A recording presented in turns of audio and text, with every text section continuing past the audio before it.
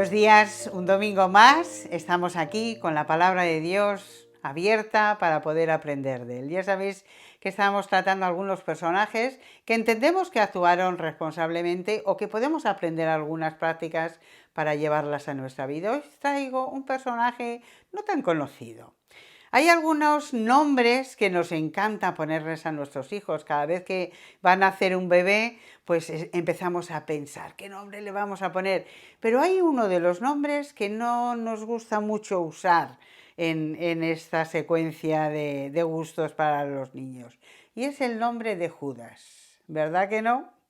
Siempre que tenemos ese nombre tiene connotaciones negativas. Ay, esta persona es un Judas. Ay, siempre asociamos el nombre de Judas con el nombre del traidor, de Judas Iscariote. Pero ¿sabes que hay 5 Judas que aparecen en la Biblia, ¿vale? Que aparecen en el Nuevo Testamento, en los Evangelios y en el libro de Hechos. Y no todos tienen, obviamente, que ver con Judas Iscariote. A ese le conocemos todos, el apóstol que traicionó al Señor, lo vemos en Mateo 10:4, en Marcos 3:19, en Lucas 6:16, en el Evangelio de Juan, aún en Hechos 1:16, en fin. Pero también tenemos otro Judas que era hijo de Santiago, el apóstol, hijo de Santiago. Esto lo encuentras en Mateo 10:3, que también es conocido como el nombre de Tadeo, por cierto. Este es un santo que celebra la Iglesia Católica Romana y que dicen que es el santo de los imposibles. A este en algunas partes se le llama el mellizo. Y sabes que había gente que decía que era mellizo. ¿De quién? Y algunas de las tradiciones decían que era mellizo de Cristo. Por eso en algunas pinturas que tú te encuentras de los primeros siglos, aparece, cada vez que había una pintura de Cristo, él aparece con la misma cara que el Señor Jesús, porque decían que era el mellizo. Pero esto son leyendas urbanas, esto no lo dice la Biblia. También aparece Judas, hermano de Jesús. Ay, esto posiblemente te puede chocar un poquito. Hablaremos ahora un poco más tarde. Aparece en el libro de Hechos y en el capítulo 9, versículo 11, un tal Judas de Damasco. Y también aparece Judas Barsabá en Hechos también, capítulo 15 y versículo 22. Obviamente, esta mañana, si te has dado cuenta de quién vamos a hablar de Judas, el que se llama el hermano de Jesús, que es el que escribe la epístola de Judas, una de las epístolas llamadas universales, ¿de acuerdo? Así que te animo a que abras la Biblia, que busques la epístola de Judas, que además solo tiene un capítulo, es facilísima de leer, aunque tiene cosas tan interesantes y tan difíciles de interpretar que aún en nuestros días hay chorros de tinta sobre ellos y nadie tiene la solución. Una de esas preguntas para llegar delante del Señor y hacérselas cuando estemos en su presencia. Claro, cuando hablamos de los hermanos de Jesús, eso para algunos choca, puede causar sorpresa por el concepto de educación en el cual hemos estado inmersos. Pero en la Escritura abundan los textos y las referencias a los hermanos de Jesús. Por ejemplo, en Marcos capítulo 6, versículo 3 y siguientes, en Mateo capítulo 13 y los versículos 54 y 55. Es más, algunos de ellos son presentados con nombre: Santiago, José, Simón y Judas, y al menos 2 hermanas, de las cuales sí que no aparece el nombre.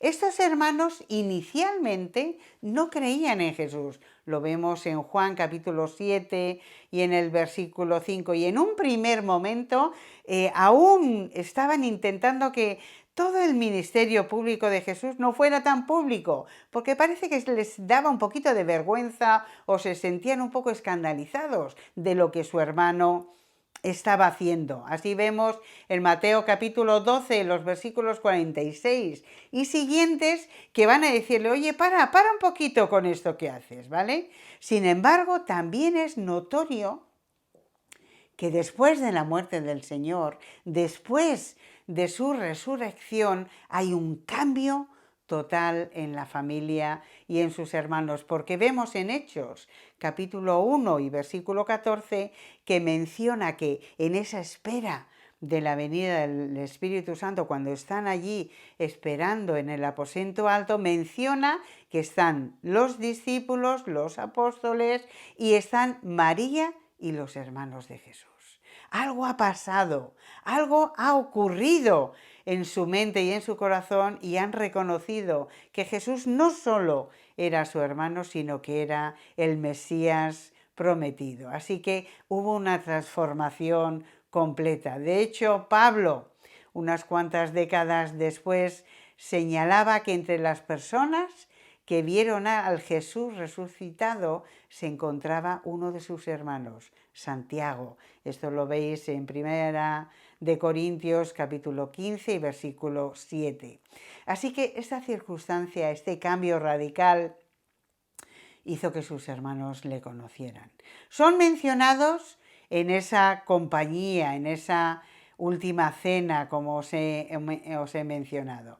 Qué curioso cómo puede cambiar la gente, ¿no? De un pasado de incredulidad, cómo es posible que siendo parte de tu misma familia no hayan reconocido en Jesús ese Mesías. Esa es una de las preguntas que yo me he hecho y me haré. No soy capaz de responder. Es que no podían ver en Jesús toda esa relación con el Padre, esa deidad, ese distinto que tenía que ser este hermano. Es verdad que muchas veces, ¿verdad?, no nos sentimos apoyados ni aún por nuestra propia familia. Es verdad que a veces haces cosas y los que deberían de estar más cerca reconociendo las verdades de lo que dices o de lo que haces son los primeros en ser devastadores contigo mismo.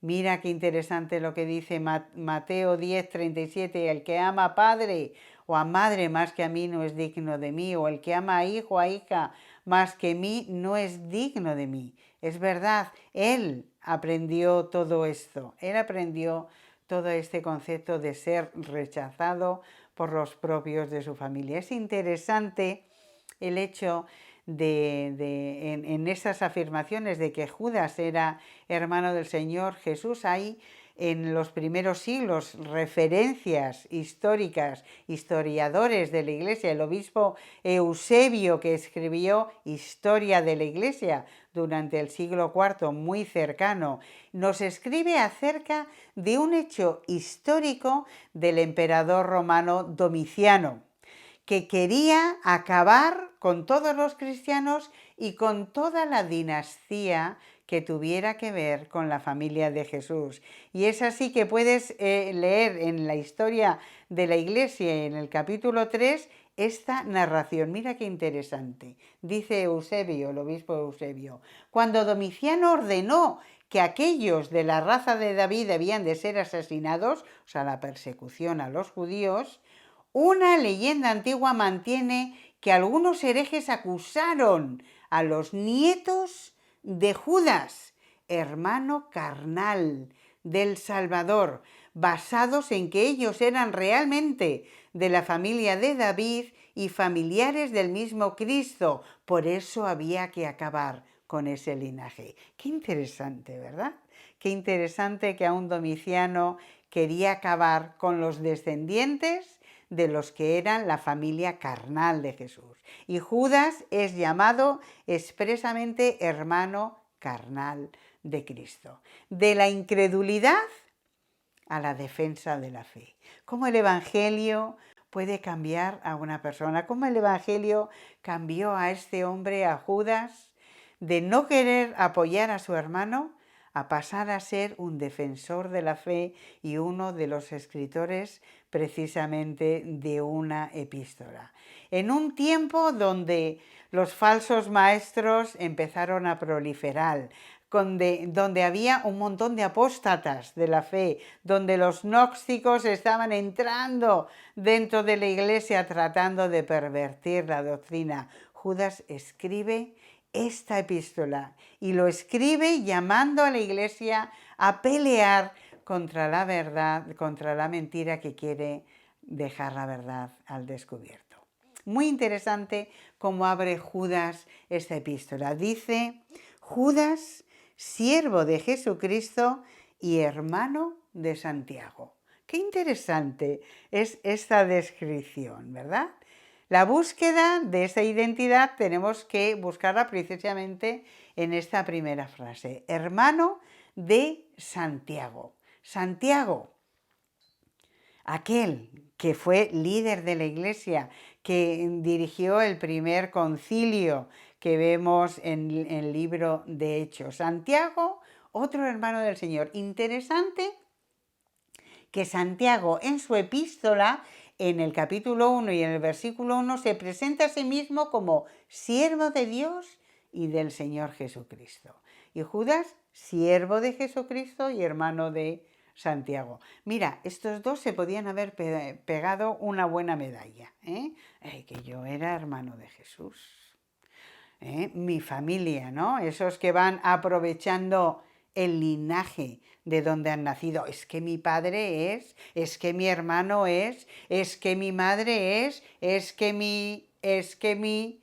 Mira, a mí no me importa en dónde has nacido, ni quién es tu padre, ni tu madre, ni tu genealogía. A mí me importa quién eres tú.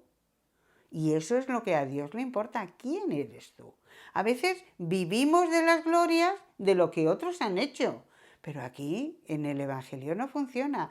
Y Judas no se pone medallas, no dice: es que mi hermano, como mi hermano era Jesús, a mí me tenéis que dar un lugar preferente, aquí tenéis que hacer caso de todo lo que digo. Oye, perdona, pero yo a quien sigo es a Jesús, no a ti. Pero él sabe ocupar esa posición no de orgullo, sino de humildad, igual que Santiago. Siervo de Jesucristo.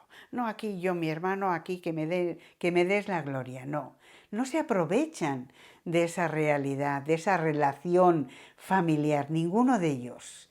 Ninguno de ellos. Supongo que muchos de ellos, algunos de sus hermanos debían de sentir vergüenza de cómo es posible que no nos dimos cuenta de quién era Jesús. ¿Cómo es posible? ¿Cómo es posible? Así que no vivas de las glorias de otros. No importa, no importa. Lo que importa es lo que eres ahora y lo que crees ahora.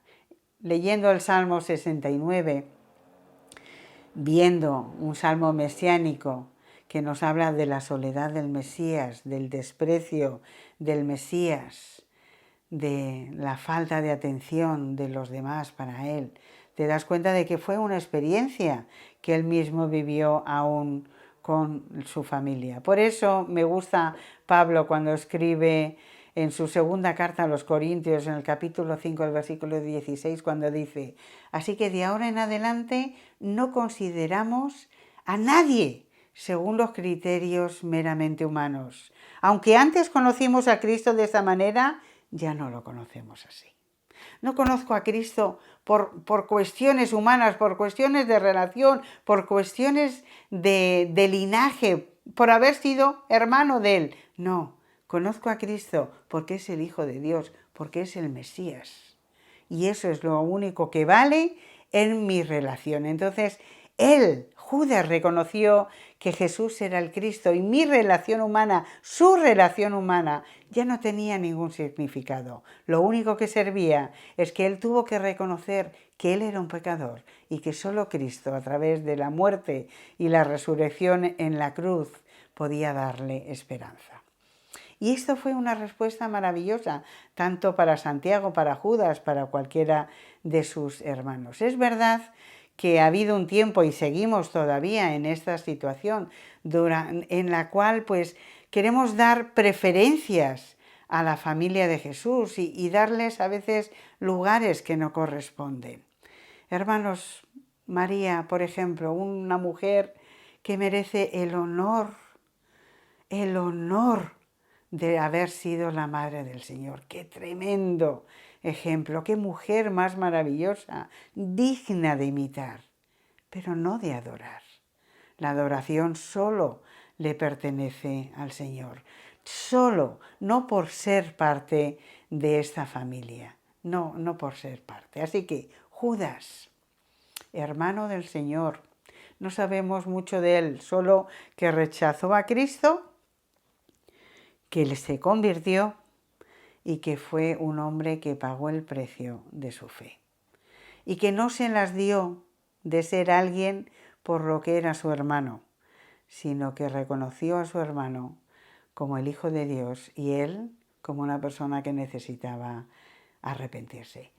Que sea un ejemplo para nosotros de humildad, de que sea un ejemplo para darnos cuenta que lo que tiene valía no es lo que hacen los otros que están a nuestro alrededor, sino lo que haces tú. Eso es lo único de lo que la gente hablará y apreciará. Así que aprendiendo de Judas, no todos los nombres son malos. Este merece la pena. Que Dios os bendiga.